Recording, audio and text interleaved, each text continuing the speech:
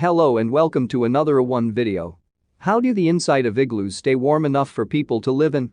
First of all, igloos are built out of bricks of ice. Unlike solid ice, which is a poor insulator for heat, compressed snow has more air pockets, making it an ideal insulator. Now, inside the igloo, things aren't normal either. This ice shelter is tiered for maximum protection. The coldest part of the igloo is its lowest level. This is where the entrance is located, which is usually at a right angle, providing protection from any high winds that may blow directly into the shelter. Fire is built at the second layer of the igloo to heat up the air. At the uppermost part of the igloo is where the people sleep. Since all the cool air inside the igloo goes to the bottom part and remains there, the upper levels stay warm. A small hole at the top also prevents the igloo from storing too much smoke. By keeping the shelter insulated, the heat from the inhabitants and the fire does not escape easily. The warm air from the fire cannot diffuse fast because it is insulated by the snow, thus, Eskimos maintain a warmer temperature inside. Pretty awesome, huh?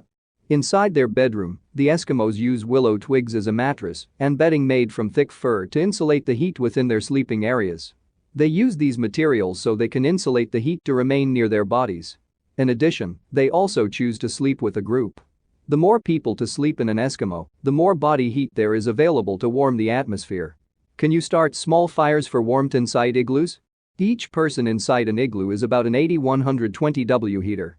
Between Stefan Boltzmann law being very effective at sharing your infrared radiation with the snow walls and the reduction of wind chill, it isn't worth risking carbon monoxide poisoning or melting a pinhole in the roof. If camping, and provided you are practiced and experienced in doing this outdoors first, then maybe a couple tea light candles or a sterno can for short duration mini boil up. Like a cup of hot chocolate and a warmed boiled egg, not a pot of water. That is provided you know how to redirect the rising heat. That stable flow will melt through the top very fast and could cave the igloo in on you if you don't know what you're at. But it isn't rocket science either. Reduced wind chill but not airtight either. What is the scientific reason behind bearable temperature conditions inside an igloo? A snow dugout or an igloo can be warmer than the outside for a bunch of reasons. Reduction of wind chill. Heat rises. Make the doorway as low as possible. It isn't made of ice, it is made of snow. Snow is very insulating because of its low density and high air content. The insulating nature of snow protects the inner layers of a snow brick from the thin warm outer layer of snow that faces the interior of the igloo. Each person inside is a heat source. Ice snow requires a fair amount of heat to change from snow to water. It takes a fair amount exposure to warm air before snow melts.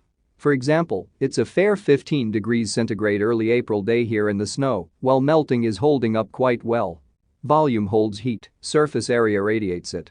The best shape to hold heat is to maximize volume while minimize surface area, a sphere.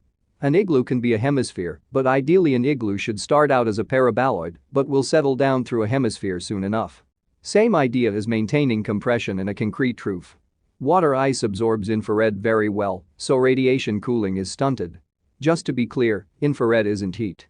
Oh, water ice emits infrared pretty good as well. One doesn't let the inside warm too much lest it start melting inside.